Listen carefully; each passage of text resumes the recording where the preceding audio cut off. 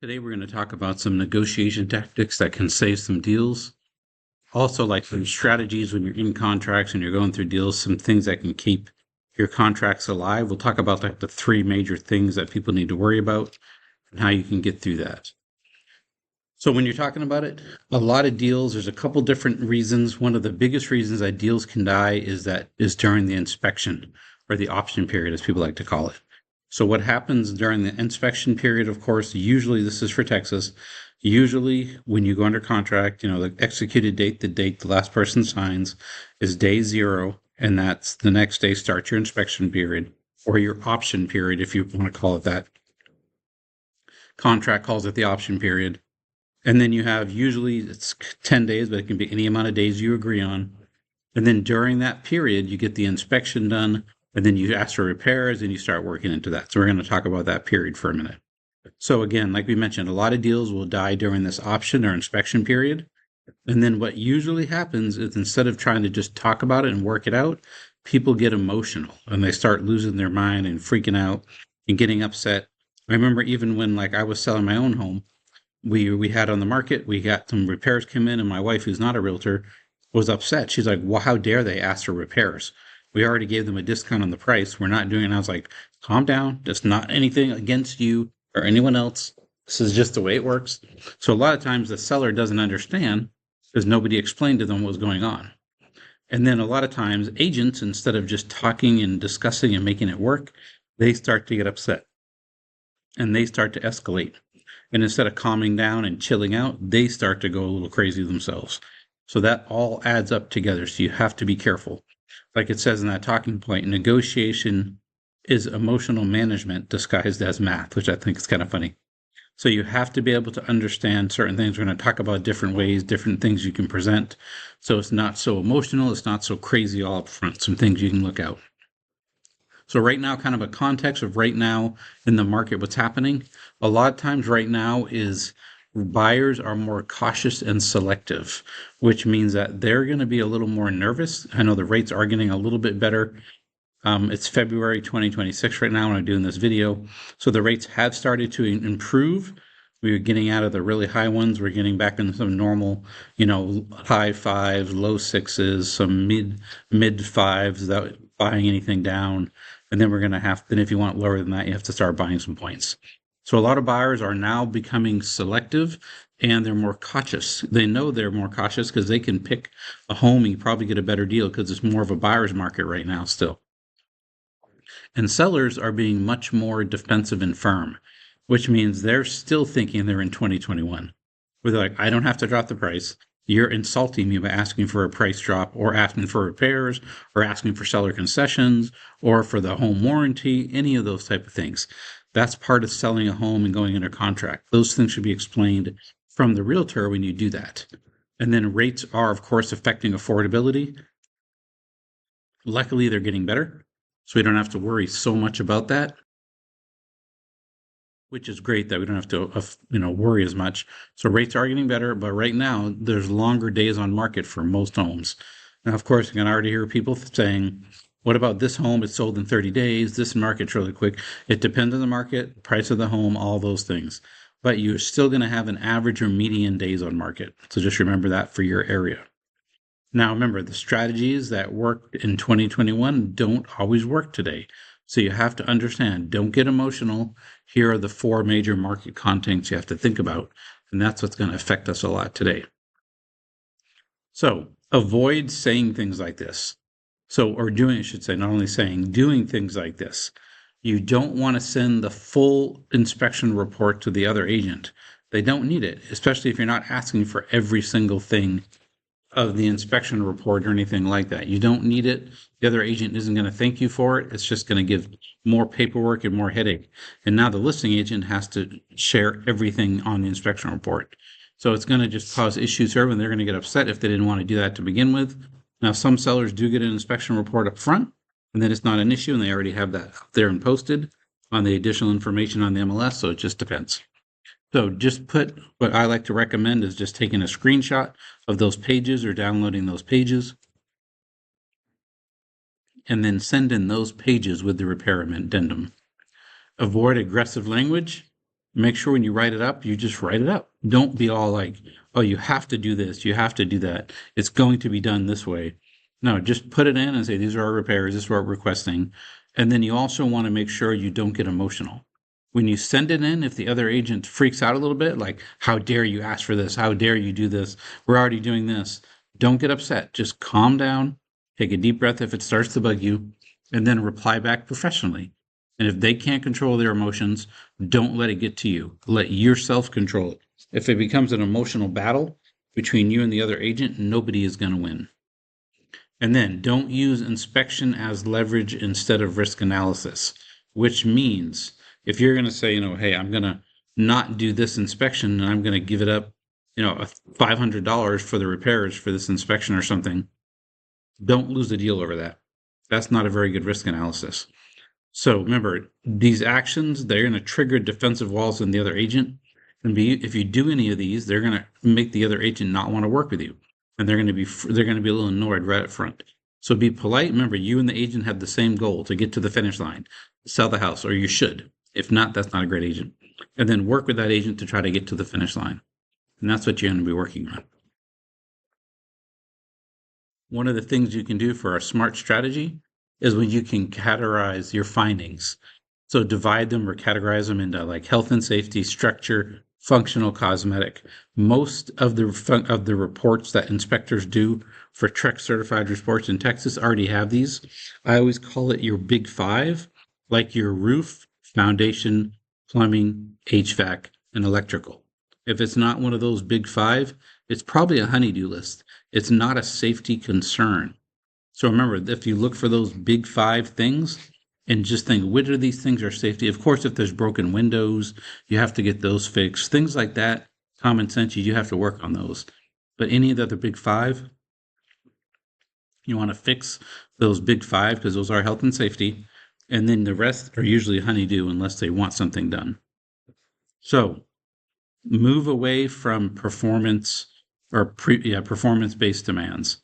Focus on what's availability of the asset in the loan. So it doesn't matter if, a lock on the inside bedroom door doesn't work.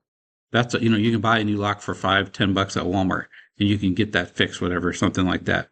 Don't let something silly like that break the deal. It doesn't affect safety or insurability. Don't blow up the deal. If it makes the home not being able to be insured, of course that has to be fixed. If it makes the home not safe, of course you have to fix it. Don't lose the deal because of those. Okay, and now your price psychology, you got to think about this. A lot of sellers are going to think, okay, this feels like a loss, a failure, or it feels personal. You have to make sure that, they're not going to feel those ways. This is how you should, pre-structure your client. When you're under contract, let them know. If you're a listing agent, hey, these people are going to be asking for repairs. This is what's going to happen. We have seller concessions. This is what's going to go. All these type of things are going to be asked for and kind of put in there like that. So you got to take all that into account when you do it. Because remember, price reductions aren't financial to sellers. They're emotional. Like I said, my wife got upset. She was very emotionally upset that someone dared to ask her to do repairs and everything like that, even though we gave them a good deal on the home. So we had to calm her down and say, that's normal. That's what happens. That's the repairs that are being done.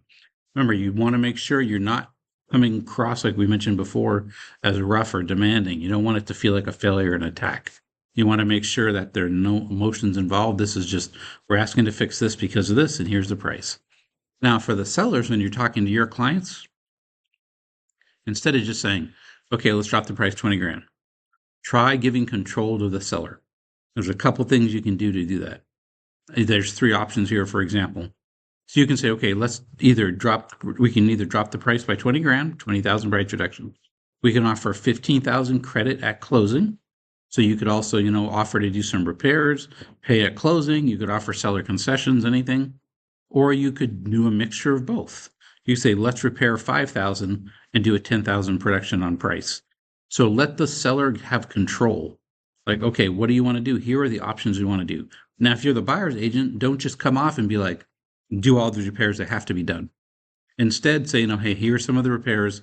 We need to get these done. Here are the options that we'd like to go with. So if you give options and it's not just like an attack, it's going to really reduce the resistance of things you're offering. and you're going to have a much better result and much better control of the outcome of what's happening. So remember, there's some other really creative concessions you can do. You can do a rate buy down, and that can be the seller can buy the rate down by paying the interest on the loan. So you can go from like a 3-2-1, which would mean you start at a 6, and then you go down to 3, and then to 4, and then to 5, then you go back to 6 solid. You can give more seller concessions, closing credits, reduce cash to close for the buyers. You can extend the closing if you need to. Maybe you would say, okay, we're willing to do this, but we need an extra week or so in order to find a home. Or you could have a lease back or a rent back, whichever you want to call it. Usually it's called a lease back, where the sellers can sell the home and stay in the home for a week or so, renting it back from the new buyer as they get everything cleaned up and moved out. Now, home warranty, that's a great way as well. You could say, hey, we're willing to do this, but weren't offering a home warranty before. We're willing to add in a home warranty. And that could, be up to $800 to $1,000. They can be expensive if you have like a pool and all this extra stuff, more than one fridge, all the extra things you might want to add on to your home warranty. It can really start to add up. So you might want to do all those type of things. Now you can also set aside funds. I can't speak. Set aside funds for future work, which means, say you need to swap the electrical box, but the seller's like, you know what, I want to do it, but I can't get it done before closing, or I don't know a great electrician. You can have that done and paid at closing as an invoice, or they can set that into a fund that can be sent somewhere and can be held to an electrical company, and they can get out there and get it done after closing. Okay, there's always more than one way to solve a problem. A good example, I was selling a home, and the buyer was like, we want it, but the seller forgot to put on a homestead. So of course, there were a couple $100 more per month than they would have been if they had a homestead, and that put into the buyer what their budget was. So instead of dropping the price, we were able to pay extra escrow ahead of time, so that dropped the price from the mortgage company for that year for any escrow they were going to gather, and then that gave the new buyers time to put on the homestead, so it would reset the payments so that when the escrow is paid and their escrow was already filled for the year, the new buyers could not have to worry about paying taxes till the next year. We extended the tax credits for a year. And then that way, the buyers were able to own the home at the price they wanted, let their homestead get connected, and my sellers were able to sell it, and they maybe lost a little bit of equity, a little bit of concessions, but they got the home sold. So there's always different ways you can think and walk through it and do it. So don't think there's only one way to make it happen. So here are some ideas if you're feeling stressed, frustrated, or your client's frustrated, getting emotional, anything like that. Ask them, what problems are we really trying to solve here? Okay. And then they're going to be like, oh, if that's just like, I refuse, I do this, don't let them get upset. Let them get them back, kind of like, cook them a little bit. Hey, what do you think? What are the problem here? And then you can also ask, like, number 2, if we don't solve this, what do you think is going to happen? They need to rise, like, oh, wait, you're going to lose it. And then if they realize, okay, we're trying to solve this issue, we need to solve this so we don't lose the deal. And then what's the smallest concession? So again, what's the smallest concession that can keep this deal alive that you're willing to do? And that'll let you know kind of what their bottom line. So this helps you shift from emotions to outcome. So they might be upset, but you can say, okay, remember, we have to do this or we lose the deal. So what's the least amount of concessions you're willing to give? Or what's the most amount of concessions you're willing to give? Depending which way you talk about it. Depending on your client, you may have to phrase it. And that will kind of get them reset and back on track. So remember, our goal as agents, we are the temperature regulators. I always call ourselves the firemen or firewomen. We're going to be the ones who put out the fires. Our job is the firefighter, the therapist, all that kind of stuff. We have to regulate the emotions of our clients. We're also the translator when things aren't making sense or they don't understand what's happening in that part of the transaction. We have to deal with all that. We're also the strategist. We have to set up the strategy let me go back. Set up the strategy to make sure we understand that. And then we have to protect the deal. Our job is to make sure the deal is good and we protect the deal. So remember, clients can get very emotional and upset and think they're being attacked or they're being taken advantage of. Our job is not to let ourselves be like that. We cannot be emotional or upset, even if our clients are. We need to protect the deal. So there's a good thing, it's called reset. This is your deal saving strategy. So reset, the first, you remove the emotion, you evaluate the risk, you suggest options, you empathize, understand, and then you target the close. So at the first one, again, we want so much concessions out of your clients. I'm upset. They shouldn't be asking for that. I've already dropped the price by 5,000. How can I ask for another 3,000 in seller or repairs or concessions?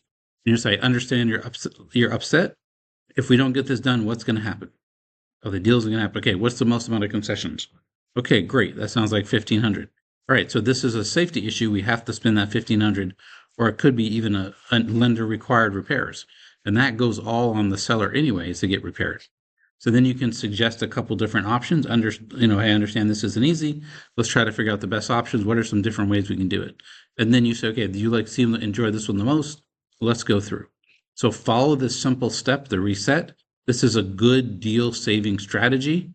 Practice it, role play it, walk through it, and this will help you save a lot of deals. So remember, negotiation doesn't end when the contract is signed. That's when your biggest negotiations begin. That's a very important thing to remember. When you first sign, execute, the last person signs. When you're executed and you're ready to go, that's just the beginning. You've just walked through the basics. So much can change during the rest of the contracts, the next 30, 40 days while this is closing. So make sure before your next big negotiation, review it, get the reset ready, work through everything, and keep your clients set. If you haven't liked and subscribed, please do. Talk to you in the next video.